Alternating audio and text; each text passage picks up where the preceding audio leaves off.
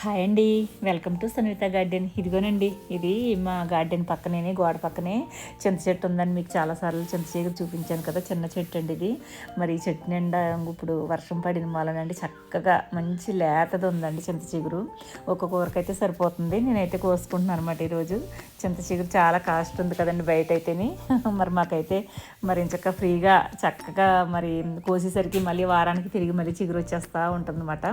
చింత చిగురు అన్నాళ్ళు కూడా చక్కగా మేము చింత చిగురు ఎప్పుడు కోసుకుంటానే ఉంటామండి. బాగా దొరుకుతుంది మాకైతేనే. చూసారు కదా, చింత చిగురుతో చాలా రెసిపీలు చేసుకోవచ్చు. హార్వెస్ట్ చేశానండి నేను. అదిగో చూసారా, మొత్తం అంతా కోసేసానండి. కింద అక్కడ కాకరపాదు ఉందండి. ఆ కాకరపాదు దిక్కేసి దాన్ని వంగ తీసేస్తుంది అనమాట. చూసారు కదా, అదిగోనండి ఎంత బాగుందో చూసారా. కలర్ఫుల్గా ఉంది, చక్కగా లేతగా ఉందండి. మరి అన్ని రెసిపీల్లోకి ఇది చింత చిగురు చాలా యూజ్ అవుతుంది కాబట్టి నేను హార్వెస్ట్ చేసుకున్నాను అనమాట. ఓకేనండి, చూసి ఆనందించండి. Thanks for watching.